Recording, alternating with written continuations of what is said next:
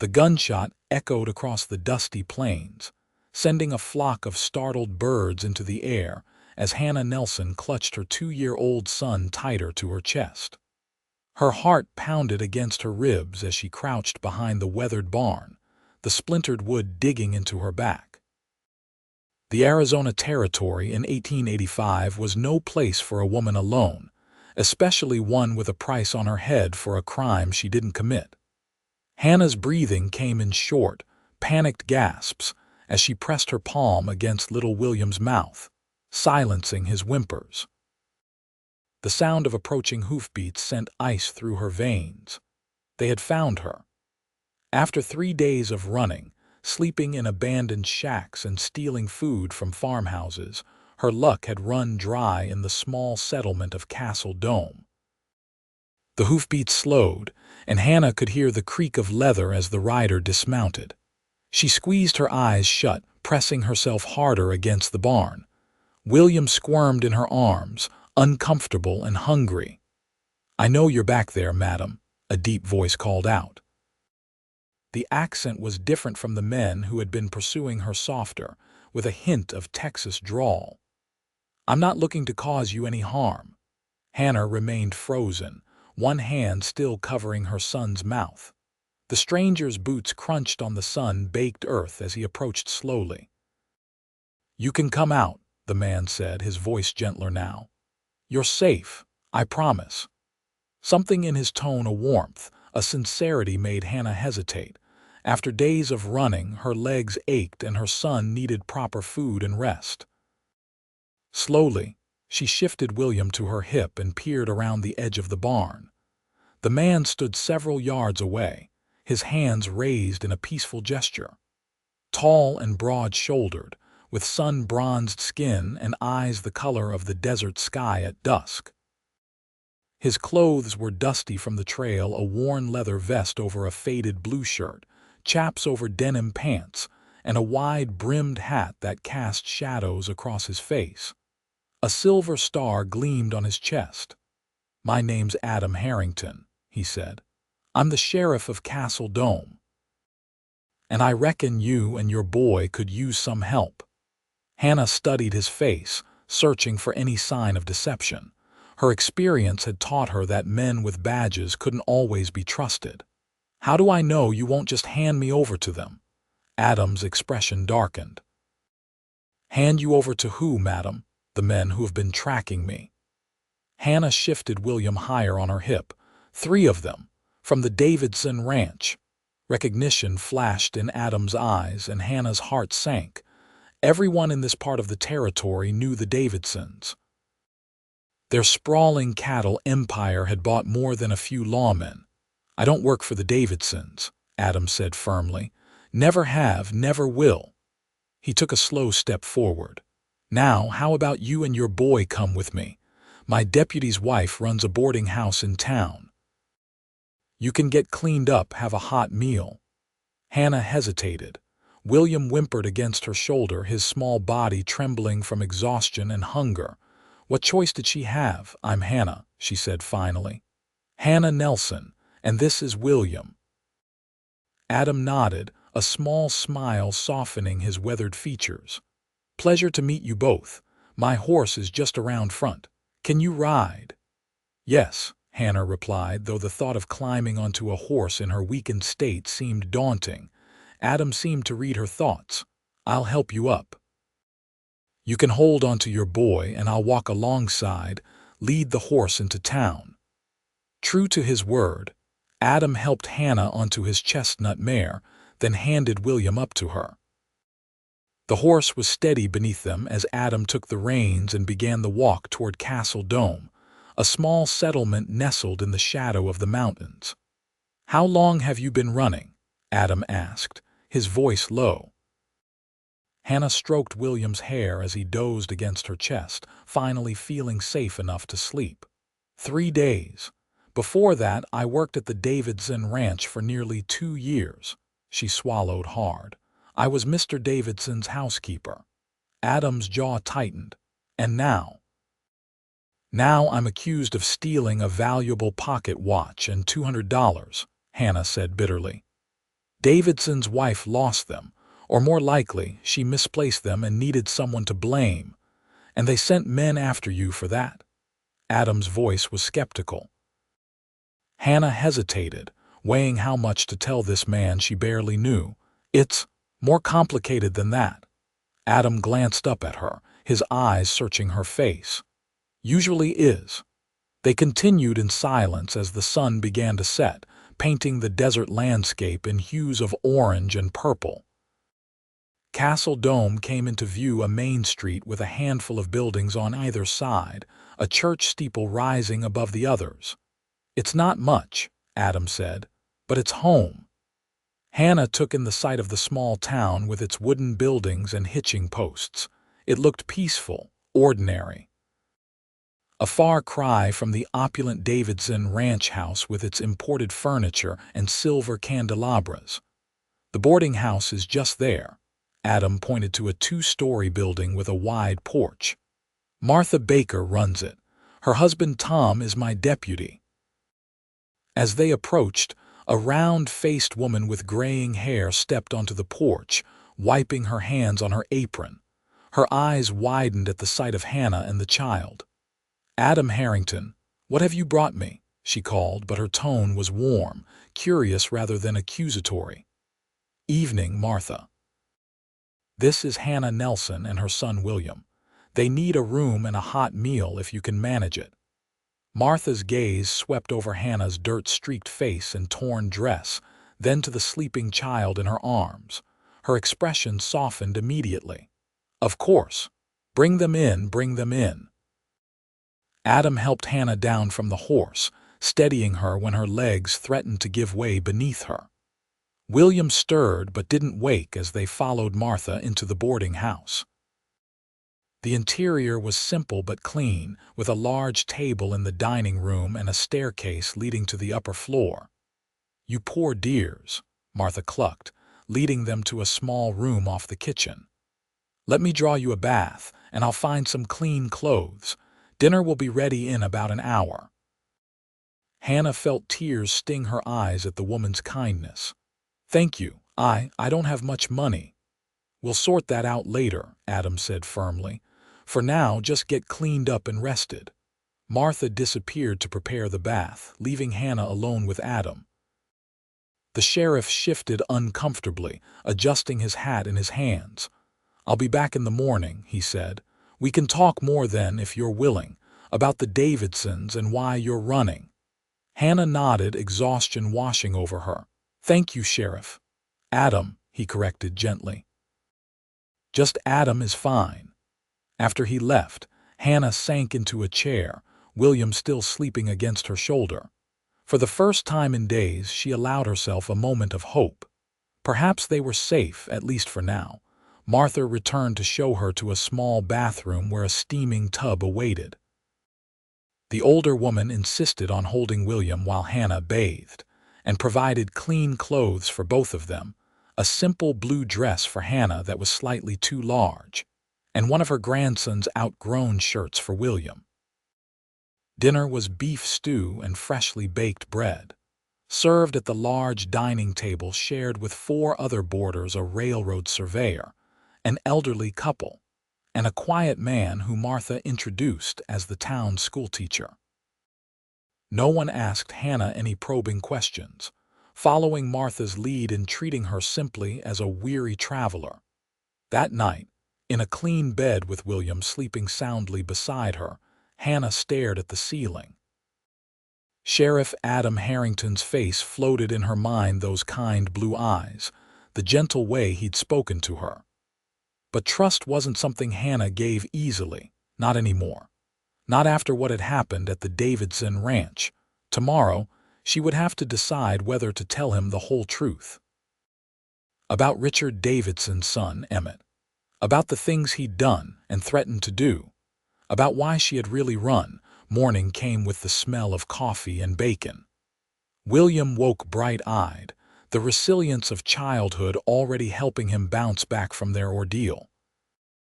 Martha had found a small wooden horse for him to play with, and he sat on the kitchen floor, happily making galloping sounds while Hannah helped set the table for breakfast. True to his word, Adam arrived as they were finishing the meal. He looked fresher than the previous day, his shirt clean and his face recently shaved, though the shadow of stubble still darkened his jaw.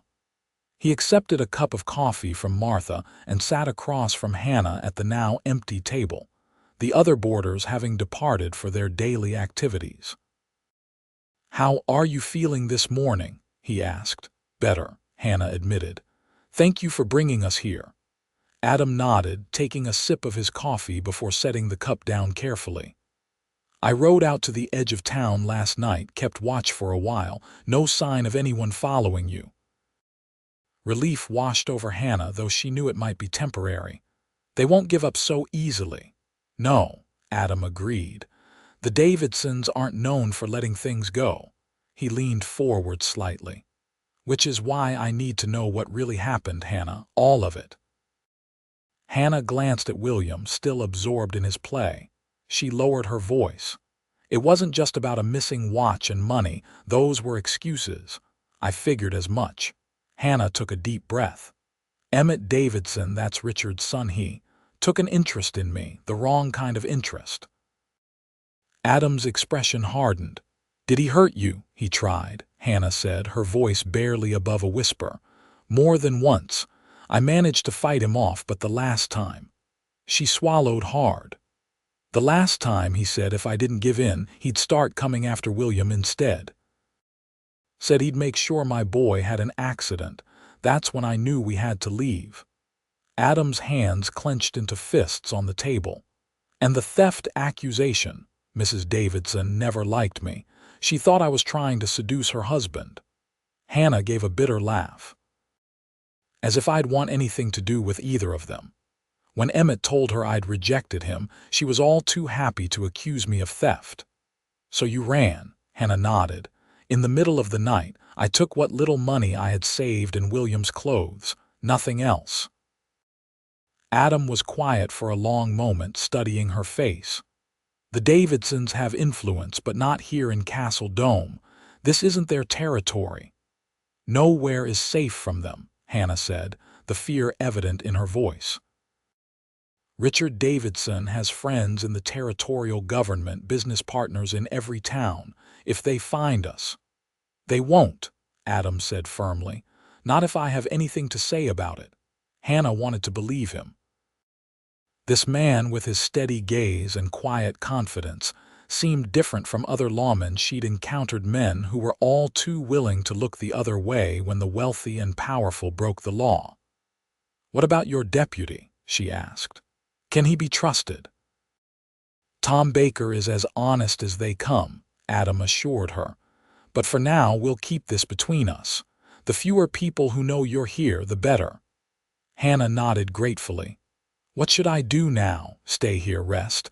Let William recover from the journey. Martha can always use help around the boarding house if you're looking to earn your keep." Adam hesitated. "I need to ride out today, check on a dispute between some ranchers north of town, but I'll be back by nightfall. Will you?"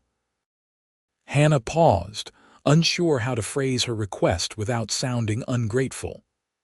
"I'll make sure someone keeps an eye on the boarding house while I'm gone," Adam said, answering her unspoken question.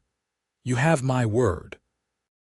After he left, Hannah spent the day helping Martha with the laundry and bread making, keeping William close by her side. The routine work was soothing, and Martha's cheerful conversation was a welcome distraction from her worries. By mid-afternoon, Hannah had learned that Martha and Tom had been married for 27 years, had 3 grown children living in different parts of the territory, and that Martha had strong opinions about nearly everything, from politics to the proper way to make biscuits. "Adam's a good man," Martha said as they hung sheets on the line behind the boarding house. "Been sheriff here for 5 years now, came from Texas originally. He seems dedicated," Hannah replied carefully. Martha gave her a knowing look. "He's also unmarried, if you're wondering." had a sweetheart back east somewhere, but she chose city life over frontier living. Heat rose in Hannah's cheeks. I wasn't wondering about that. Of course not, dear, Martha said with a smile that suggested she didn't believe Hannah for a moment. I'm just making conversation. As promised, Adam returned by sunset. Hannah was in the kitchen helping prepare dinner when she heard his voice in the front hallway, speaking with Tom Baker. The deputy was a stocky man with a receding hairline and kind eyes that crinkled when he smiled. He had greeted Hannah warmly that morning before heading out to his duties. Adam appeared in the doorway of the kitchen, removing his hat. A fine layer of dust covered his clothes, and fatigue lined his face. "Evening, ladies," he said. "Something smells mighty good." Martha beamed. "Chicken and dumplings." Hannah made the dumplings herself, and they're lighter than clouds. Hannah ducked her head, embarrassed by the praise. "It's my mother's recipe." "Well, I look forward to trying them," Adam said. "Mind if I wash up first?" While Adam cleaned away the trail dust, Hannah finished setting the table. William, who had been napping, woke up just in time for dinner and immediately toddled over to Adam when the sheriff returned to the dining room. "Horse!"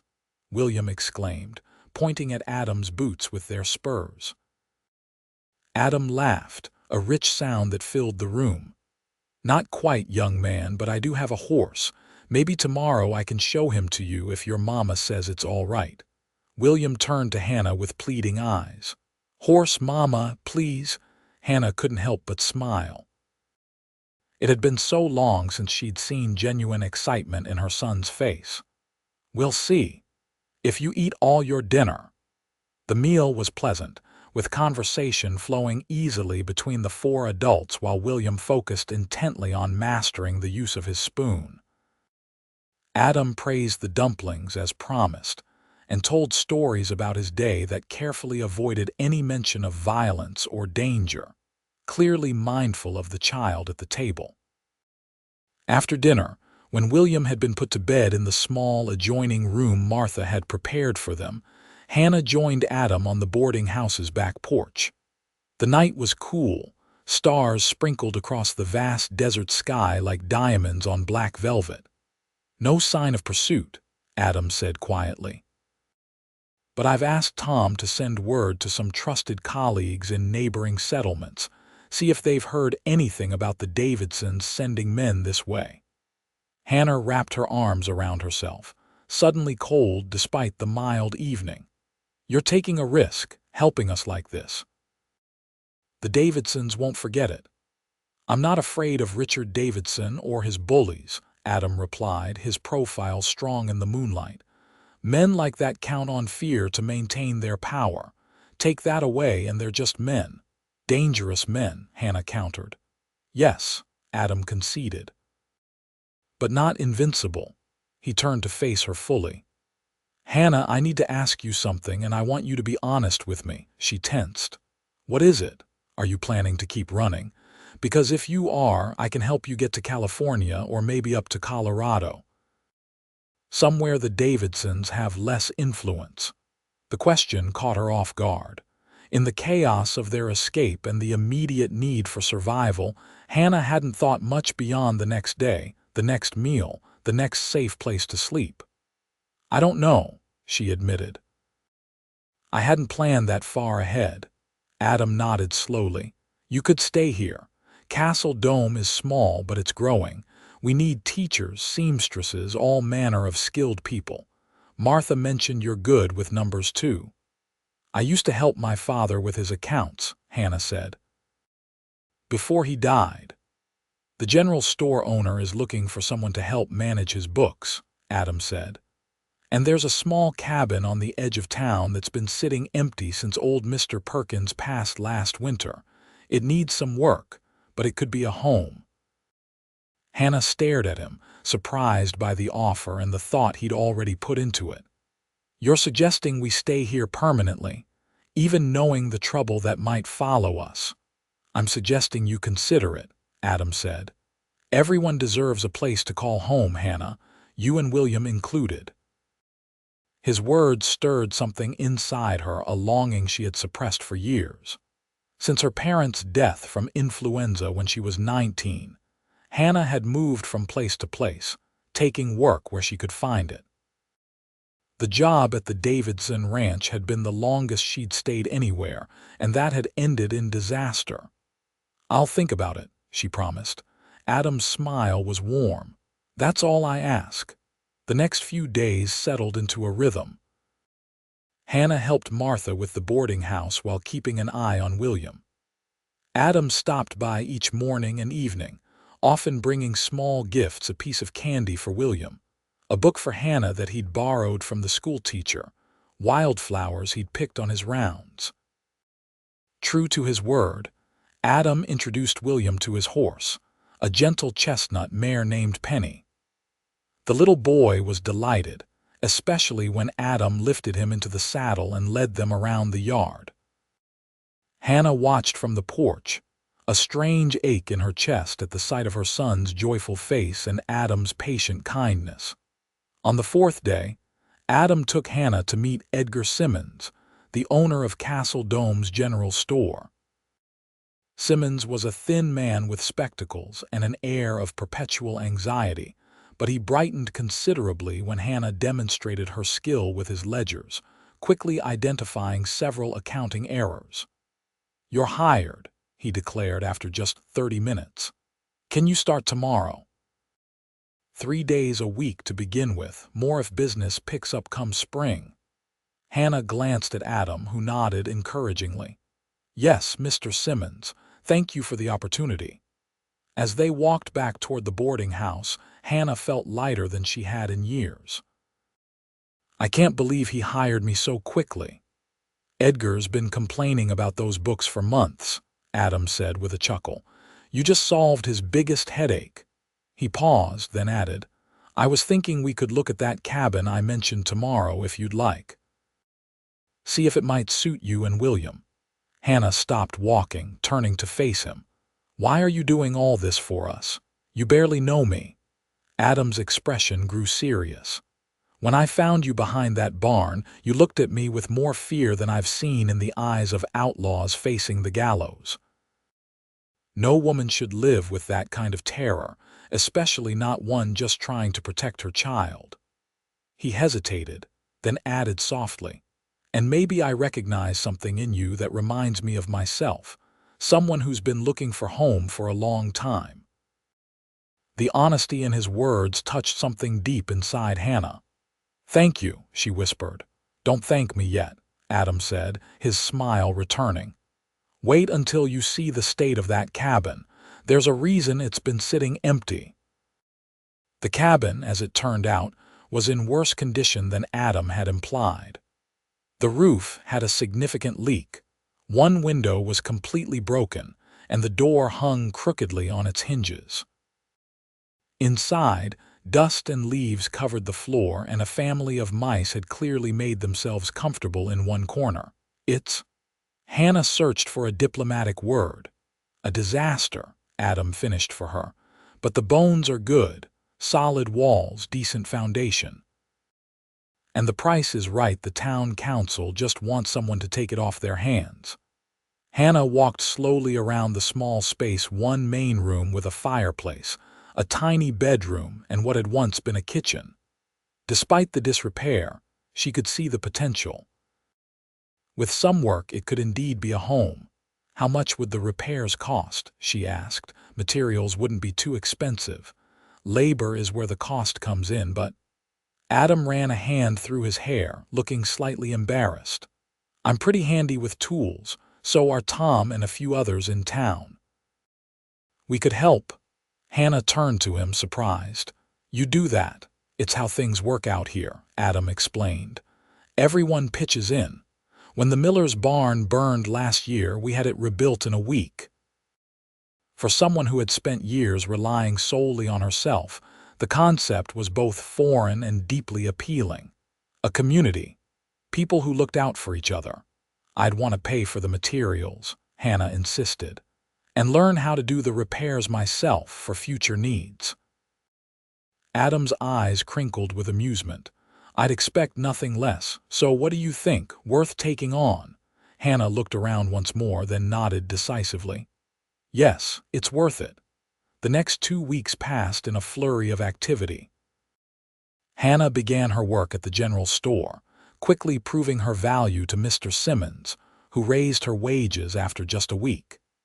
In her free time, she helped Adam and the others repair the cabin, learning to replace roof shingles, fix windows, and repair door hinges. William thrived under the attention of Martha, who watched him while Hannah worked, and the other townspeople who had quickly taken a shine to the energetic little boy. By the end of the second week, the cabin was habitable if still sparse. Martha contributed curtains, the blacksmith's wife offered a quilt, and Mr. Simmons found an extra rocking chair in his storage room that he insisted Hannah take. Through it all, Adam was a constant presence. He worked tirelessly on the cabin, often continuing long after the other volunteers had gone home. He brought Hannah and William to Sunday services at the small church, where he proudly introduced them to everyone as new additions to our town. He taught William how to feed penny sugar cubes from his flat palm, delighting in the boys' giggles. And each day, Hannah found herself looking forward to his visits more and more. The way his eyes creased at the corners when he smiled, the gentle way he spoke to William, the respectful distance he maintained with her, never presuming or pushing for more than friendship. It was on a Friday evening, as they sat on the newly repaired porch of the cabin watching the sunset, that Adam finally brought up the subject they'd been avoiding. Still no word about Davidson men in the area, he said, but that doesn't mean they've given up. Hannah nodded, her hands folded tightly in her lap. I know, I've been thinking about that. Have you decided, Adam asked quietly, whether to stay or move on? Hannah looked at the cabin behind them, humble but sound, with smoke curling from the chimney where a fire warmed the interior. Through the window, she could see William playing with wooden blocks that the carpenter had made for him. I want to stay, she said, surprising herself with the certainty in her voice. William deserves stability, friends, a community, and I. She hesitated, then met Adam's gaze. I've never felt at home anywhere the way I do here, even after such a short time. Relief washed over Adam's features. I'm glad to hear that. But I'm still afraid, Hannah admitted. If they find us when, Adam corrected gently. Not if, we should be prepared for when they find you. Hannah's stomach clenched. What do you mean? Richard Davidson has resources and determination. Eventually he'll trace you here. Adam's expression was serious but not fearful. When that happens, we need to be ready. Ready how? Hannah asked, anxiety rising in her chest. With the truth, Adam said firmly, and with evidence. Hannah frowned. Evidence of what? Of Emmett Davidson's true character. You're not the first woman he's threatened or harmed, Hannah. I've been making inquiries. There are others who have suffered at his hands, former employees of the ranch, women in nearby towns. Hope and disbelief warred within Hannah. Would they speak against him, against the Davidsons? Some would, with the right protections in place, and if we could get enough of them. Adam leaned forward, his eyes intense. The territorial governor is coming through next month. He's a fair man from what I know of him. If we presented him with multiple accounts of Emmett's behavior, documented and sworn to, it could work, Hannah breathed, scarcely daring to believe it. Or it could make things worse. There's risk, Adam acknowledged. I won't pretend otherwise.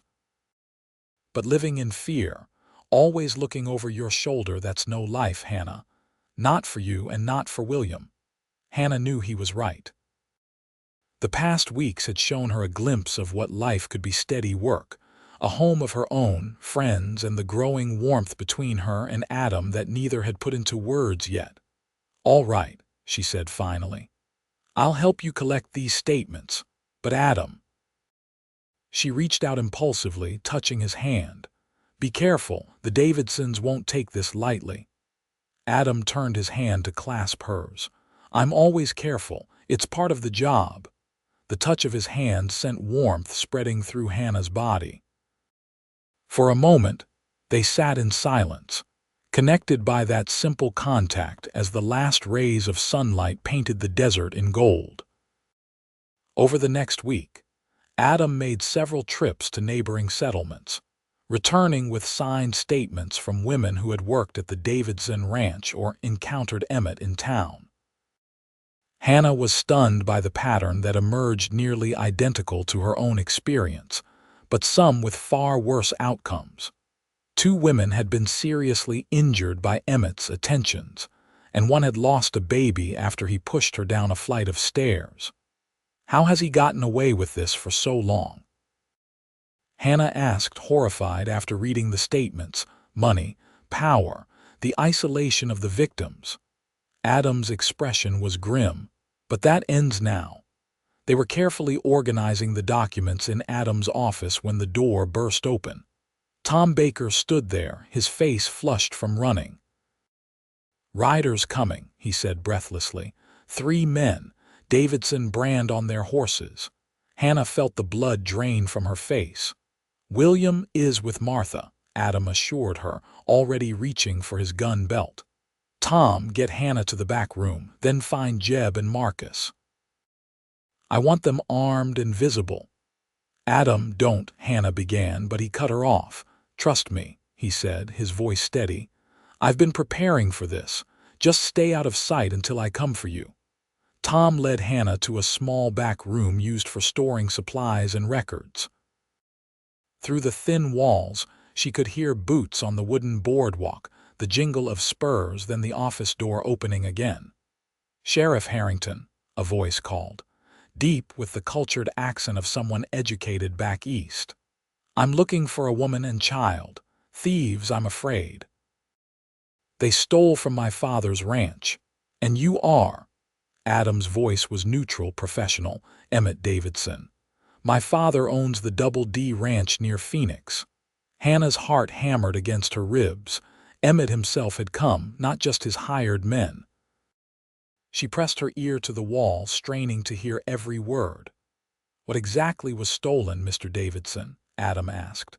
"A valuable pocket watch, family heirloom, and a significant amount of cash." Emmett's voice was smooth, reasonable. "The woman was our housekeeper, Hannah Nelson. She has a young son." "I see." Adam's chair creaked as if he had leaned back.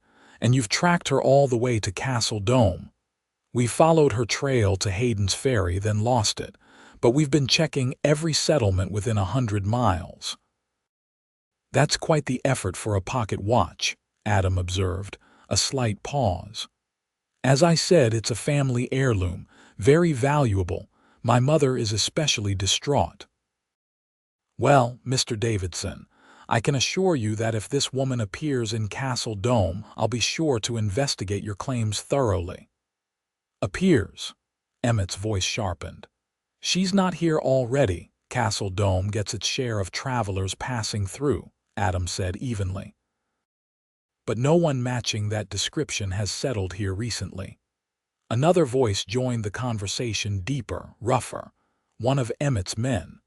"Boss, the store owner said there's a new woman working for him. Matches the description." Hannah closed her eyes, cursing silently. Of course Mr. Simmons would have mentioned her. He had no reason to be suspicious of strangers asking questions. "Is that so, Sheriff?" Emmett's voice was silky with triumph. "Perhaps you'd like to revise your statement." "Mr. Simmons employs several women," Adam replied calmly. "You're welcome to inquire further with him. Now, unless you have a warrant—" "I don't need a warrant to reclaim stolen property," Emmett snapped, his cultured veneer slipping. "My father has no jurisdiction here," Adam finished for him. "This is Castle Dome, Mr. Davidson, not your father's ranch. Here we follow the law." "The law?" Emmett laughed, a cold sound devoid of humor. "Do you have any idea who my father is, Sheriff? One word from him to the territorial governor and you'll be looking for new employment." "Is that a threat, Mr. Davidson?" Adam's voice remained level. "It's a reality. Now I suggest you stop obstructing justice and tell me where Hannah Nelson is hiding." There was a long pause and Hannah held her breath, terrified of what might come next. "I think you should leave now," Adam said finally, his tone hardening. "You and your men come back when you have a proper warrant issued by a judge." "This isn't over," Emmett growled. "No," Adam agreed. "It's not. Good day, gentlemen." Heavy footsteps, the door closing, then silence. Hannah waited, her heart still racing, until she heard Adam's voice. "Hannah, you can come out now." She emerged to find Adam standing by the window, watching as Emmett and his men mounted their horses. Tom Baker and two other men, presumably Jeb and Marcus, stood on the boardwalk across the street, rifles in hand. "They're leaving," Adam said, "but they won't go far. Probably camp outside town, watch the roads." Hannah sank into a chair, her legs suddenly weak. "He'll be back." "With a warrant or with more men?" "I'm counting on it," Adam said, turning to face her. His expression was determined. "But we'll be ready. I've sent a message to Judge Wilson in Prescott. He'll be here in 3 days for the monthly court session." "3 days," Hannah whispered. "Can we hold them off that long?" "We can," Adam said with conviction. "I've deputized 4 more men. The town is with us, Hannah. With you." "Why?" she asked, genuinely confused. "Why would they risk themselves for someone they barely know?" Adam's expression softened. "Because that's what community means, and because they've come to care about you and William. Martha would fight a grizzly bear with her wooden spoon if it threatened that boy of yours." Despite everything, Hannah found herself smiling at the image. "I didn't think places like this still existed." "People like this. They do," Adam assured her. "They're just sometimes hard to find." That night, Hannah and William stayed at the sheriff's office rather than returning to the cabin. Adam reasoned that Emmett would be watching her home, and the jail was the most secure building in town. Tom's wife, Martha, brought food and bedding, fussing over William until the boy fell asleep on a makeshift bed behind Adam's desk. Hannah sat by the window, watching the quiet Main Street. Lamps glowed in windows, and occasionally a figure would pass by one of Adam's deputies on patrol. The town seemed peaceful, but Hannah knew it was an illusion. Somewhere in the darkness, Emmett Davidson waited, plotting. "You should try to sleep," Adam said softly, coming to stand beside her. "Tomorrow will be a long day." Hannah shook her head. "I can't. Every time I close my eyes, I see him standing over William, the things he threatened to do." Adam's hand came to rest on her shoulder, warm and reassuring. "He won't touch either of you, I promise." She looked up at him, at the conviction in his eyes. "How can you be so sure?" "Because Adam stopped, seeming to reconsider his words. "Because I won't let him. None of us will." Something in his hesitation made Hannah's heart beat faster. She stood, turning to face him fully. "Because you what?" Adam's gaze held hers, intense and vulnerable in a way she hadn't seen before. "Because I care about you, Hannah.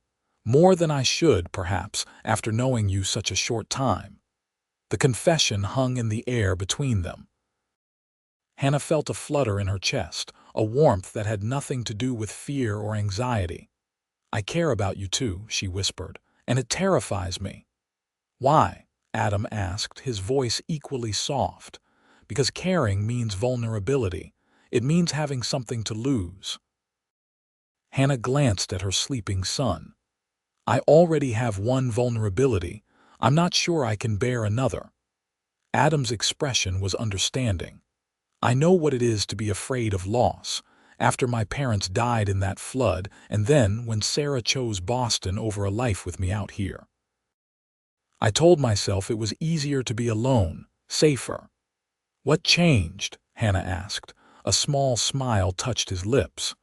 "I found a woman hiding behind a barn with her child, And suddenly, being safe didn't seem as important as being brave.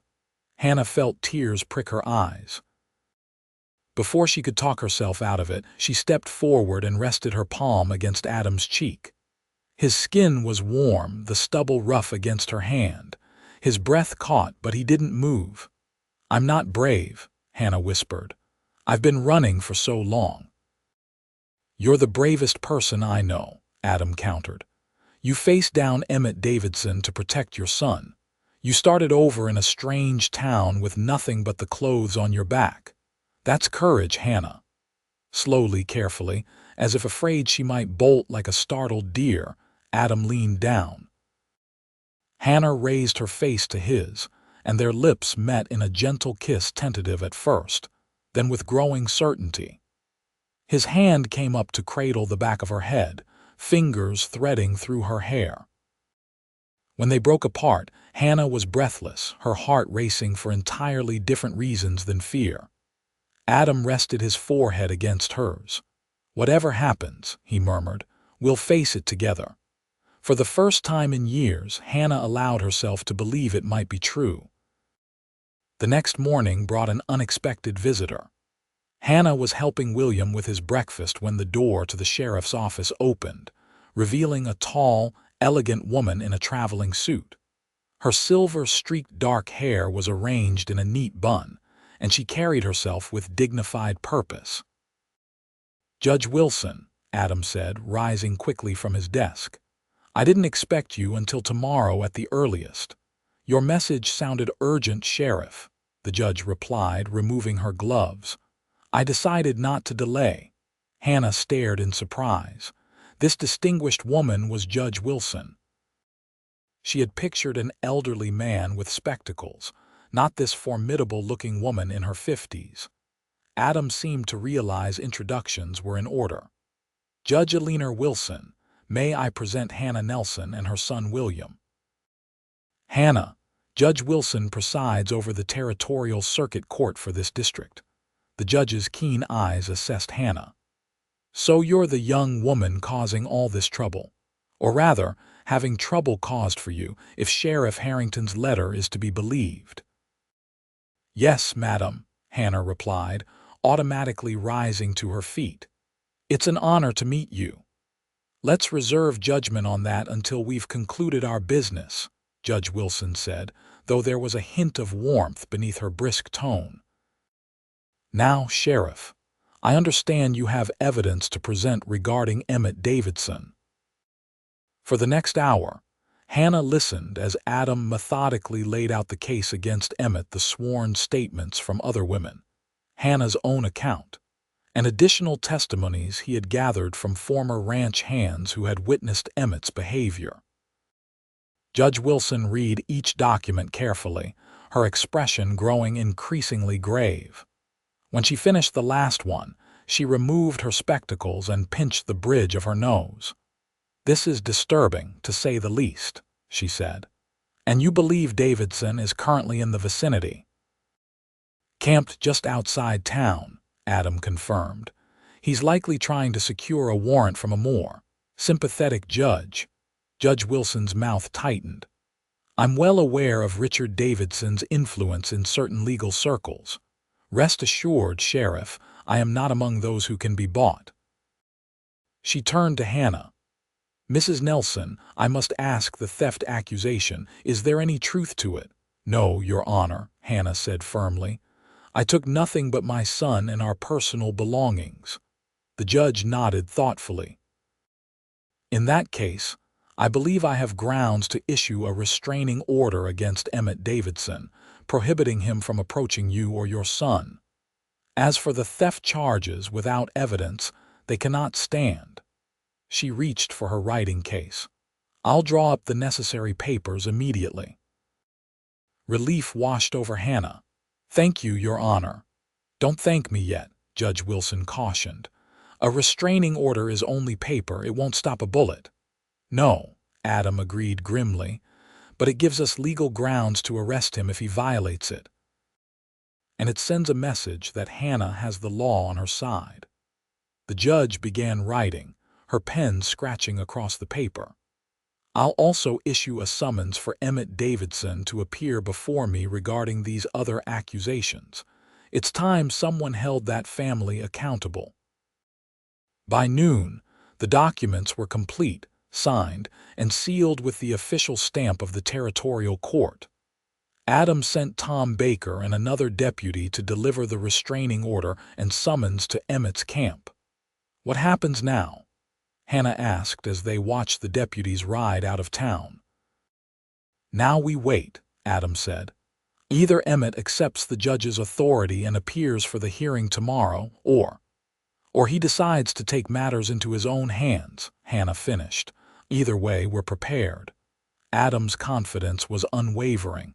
Judge Wilson's presence changes things. Emmett might be willing to defy a local sheriff, but a territorial judge is another matter. Hannah wanted to believe him, but anxiety still gnawed at her. The Davidsons weren't accustomed to being denied what they wanted. The answer came sooner than expected. Less than an hour later, Tom Baker returned alone, his expression grim. "Davidson took the papers," he reported, laughed when he read them, said to tell the judge he'd be happy to attend her hearing right after he collects what's his. Adam's jaw tightened. "And Jenkins?"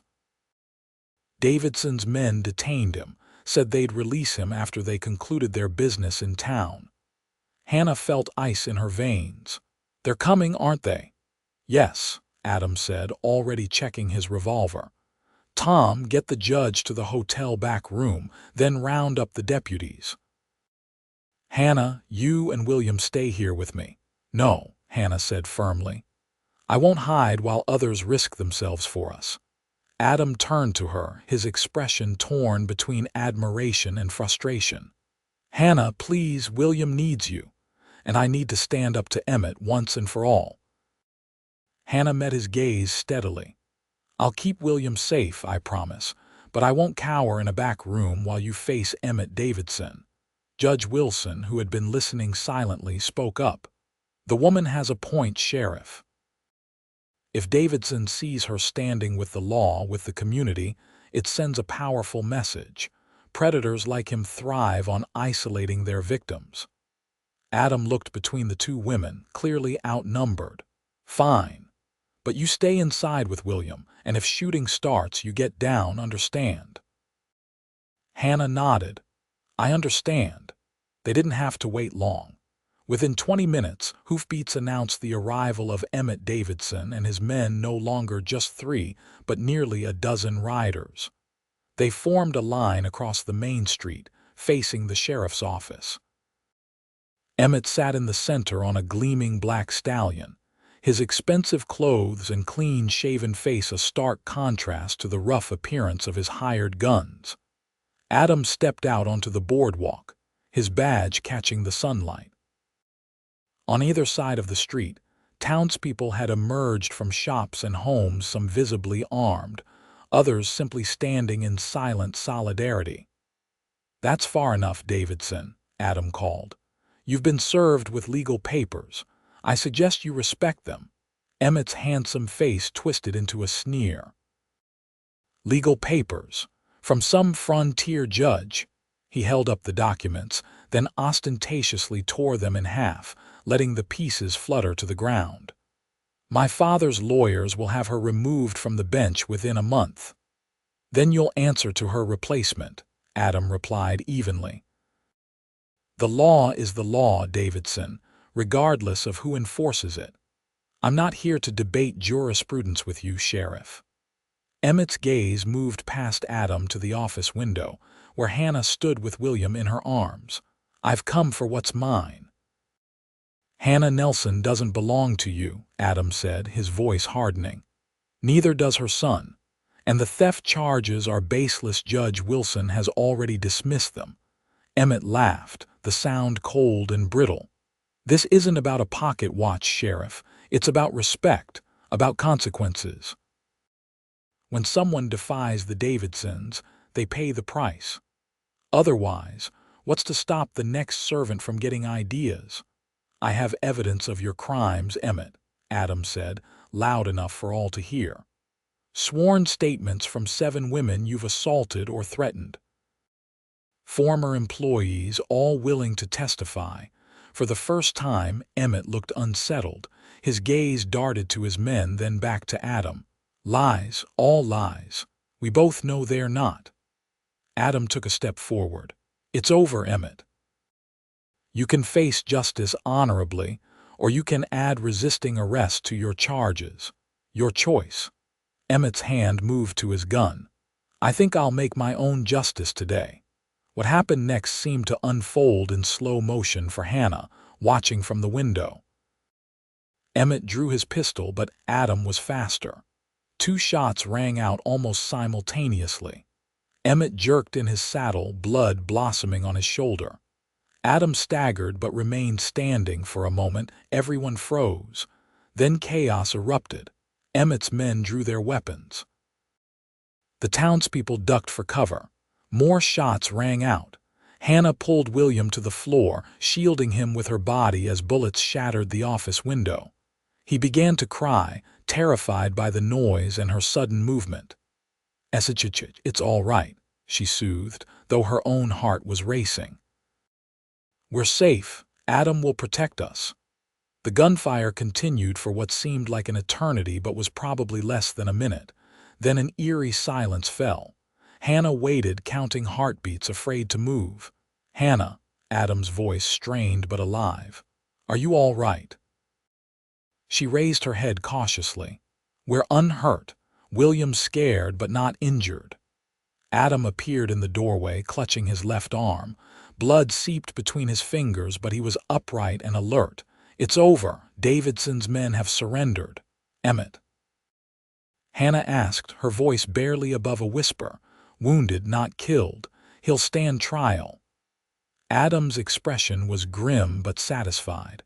Judge Wilson is already reading him his rights. Hannah lifted William into her arms, the boy still sobbing quietly against her shoulder. You're hurt. Just a graze, Adam assured her, though the growing bloodstains suggested otherwise. Doc Miller is tending to the injured now. Hannah stepped closer, examining the wound. This needs attention. Sit down before you fall down. To her surprise, Adam obeyed, sinking into his desk chair. Hannah tore a clean handkerchief from her pocket and pressed it against the wound. Hold this, I'll get the doctor. Hannah, Adam caught her wrist before she could leave. It's really over now. He can't hurt you anymore, any of them. The reality of it washed over her in a wave. Freedom. Safety. A future without looking over her shoulder. Tears filled her eyes. Thank you, she whispered, leaning down to press a gentle kiss to his forehead. For everything. The aftermath of the gunfight brought changes to Castle Dome. Judge Wilson stayed an extra week, conducting not just Emmett Davidson's preliminary hearing, but also collecting additional testimonies about the Davidson family's business practices. Richard Davidson himself arrived with a team of lawyers, only to find his son already transported to the territorial prison in Yuma to await trial. The elder Davidson's threats and bribes found no purchase with Judge Wilson, who referred the growing case to federal authorities. Adam's wound proved more serious than he had admitted, requiring 2 weeks of recovery, during which Hannah found herself frequently at his side, reading to him, bringing meals, and generally ensuring he followed the doctor's orders. William became a fixture at the sheriff's office, helping by stacking papers and bringing Adam water when asked. By the time Adam returned to full duty, it was clear to everyone in Castle Dome that the relationship between their sheriff and Hannah Nelson had evolved far beyond friendship. They were often seen walking together in the evenings, Adam's hand resting lightly at the small of Hannah's back. William had taken to calling out, "Adam! Adam!" whenever the sheriff appeared, running to him with the unrestrained enthusiasm of a child who has found someone to trust. Hannah's cabin was finally complete, with curtains at the windows and a small garden started behind it. Her position at the general store had expanded to include managing orders and inventory. and Mr. Simmons had already raised her salary twice, declaring her indispensable to his business. It was on a warm evening in late spring, nearly 3 months after Hannah had first arrived in Castle Dome, that Adam invited her and William for a picnic by the creek that ran near the edge of town.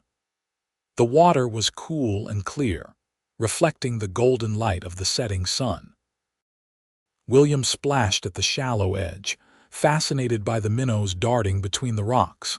Hannah and Adam sat on a blanket spread beneath a cottonwood tree, watching the boy play. "I received a telegram from Judge Wilson today," Adam said, breaking a comfortable silence. "Emmett Davidson has been sentenced to 10 years in Yuma prison, and the federal investigation into the Davidson ranch has uncovered evidence of land fraud and tax evasion. Richard Davidson may join his son behind bars." Hannah exhaled a breath she hadn't realized she was holding. "So it's truly over."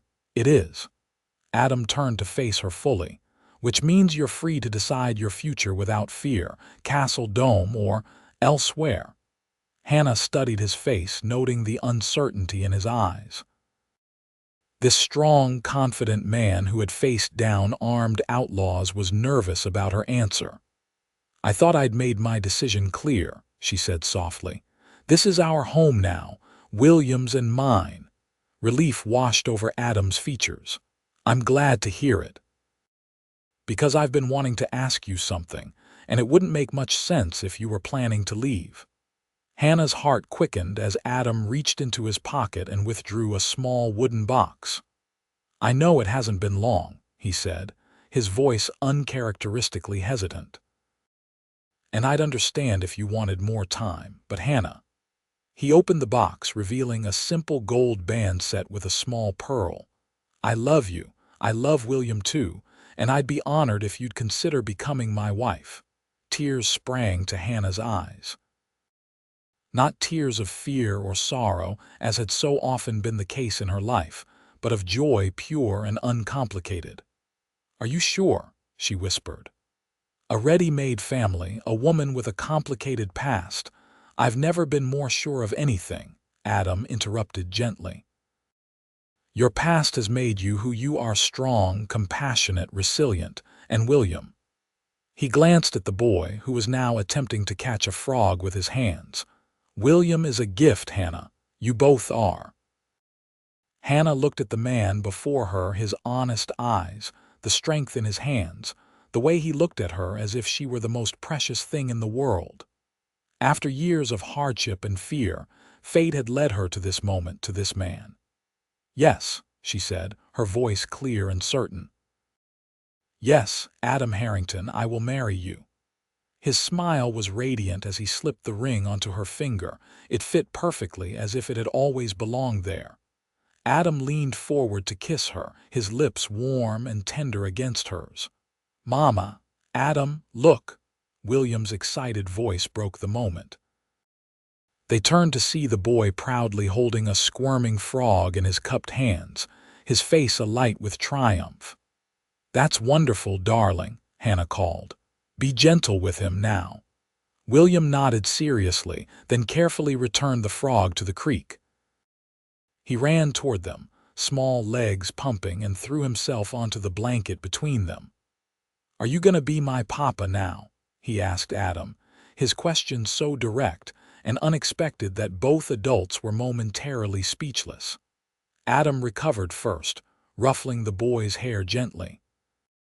"Would you like that, William?" William nodded vigorously. "Yes, Tom said you would be if Mama said yes to the ring." Hannah laughed, shooting Adam an amused look. "Did everyone in town know about this before me?"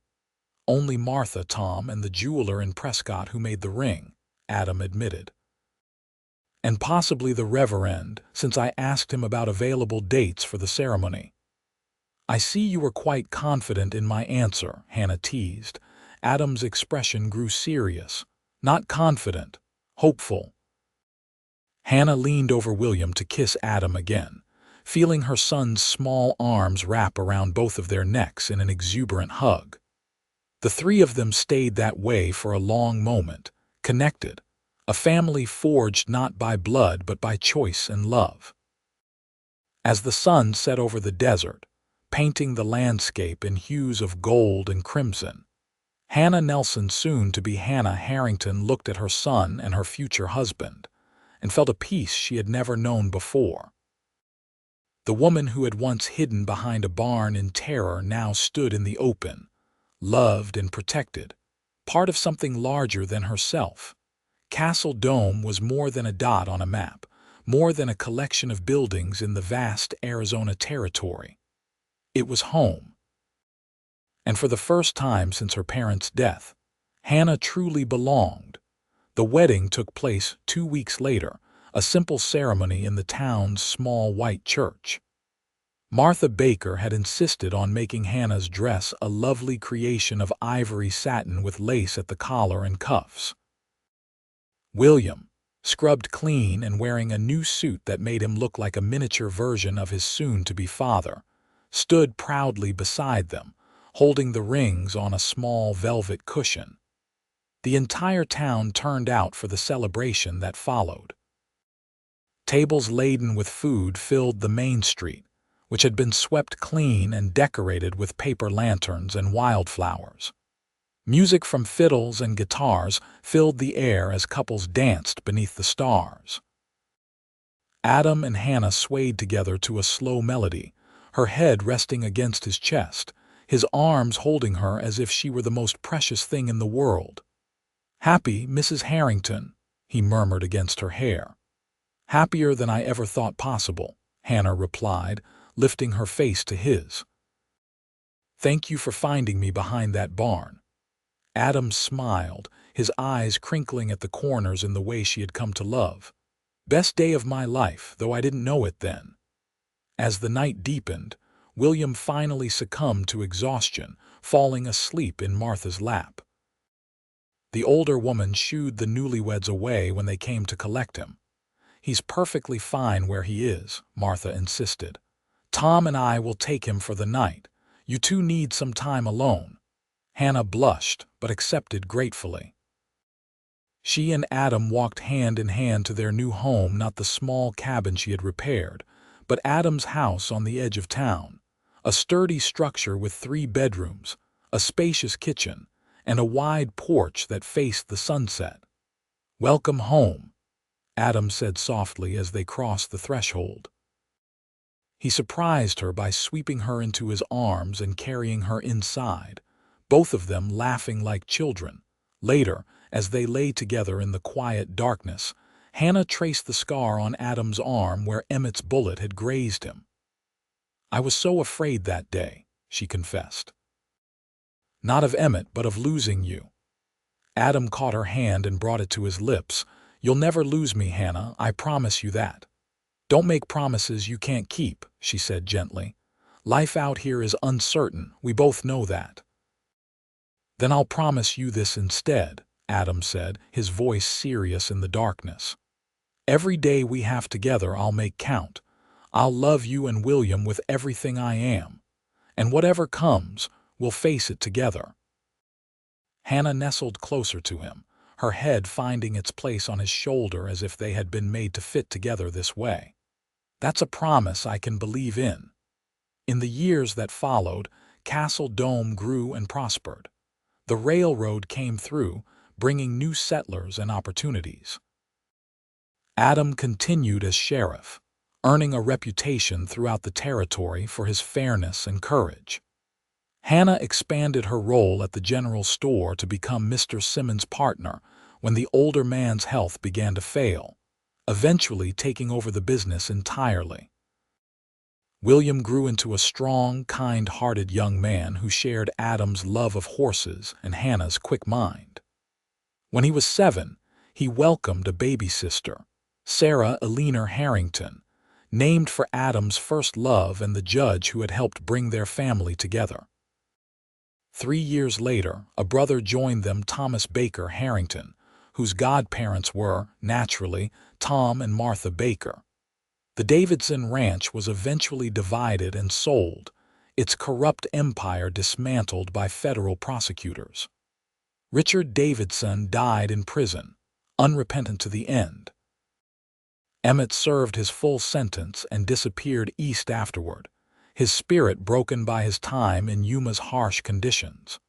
Judge Alina Wilson continued to correspond with Hannah, becoming a mentor and friend. When Arizona finally achieved statehood in 1912, she was among the first women appointed to the state's Supreme Court, paving the way for others to follow. On their 20th wedding anniversary, Adam took Hannah back to the place where they had first met, the old barn on the outskirts of town, now part of their own property. They had expanded over the years, buying adjacent land for a small ranch where Adam raised horses when he wasn't performing his duties as sheriff. The barn had been repaired and repainted, but the spot behind it where Hannah had once hidden remained special to them, both a place where fear had transformed into hope, where two broken paths had converged into one. Adam spread a blanket on the ground, just as he had done for their first picnic by the creek. Now in their 40s, with strands of silver threading through their hair, they sat together and watched the sunset, hands entwined. "Sometimes I can hardly believe it's been 20 years, Hannah said, leaning against her husband's shoulder. "Remember how terrified I was that day?" Adam nodded, his thumb rubbing gently over her wedding band. "And look at us now. 3 children, a business, a ranch. You're on the town council, and half the territory wants me to run for the state legislature." "Are you going to?" Hannah asked. They had discussed the possibility before, but Adam had always been reluctant to leave his position as sheriff. "I'm considering it," he admitted. "William's old enough now to help with the ranch, and Tom's son is ready to take over as sheriff. Maybe it's time for a change." Hannah smiled, lifting her face for his kiss. "Whatever you decide, I'm with you. Always have been, always will be." As the last rays of sunlight painted the Arizona sky in brilliant hues of gold and crimson, Adam Harrington held his wife close, grateful beyond words for that fateful day when a frightened woman and her child had appeared in his town, changing his life forever. From behind a barn to the foundation of a family, their journey had been one of courage, resilience, and abiding love, a love that had only deepened with each passing year. "Always," Adam echoed, sealing the promise with a kiss as the first stars appeared in the darkening sky above them.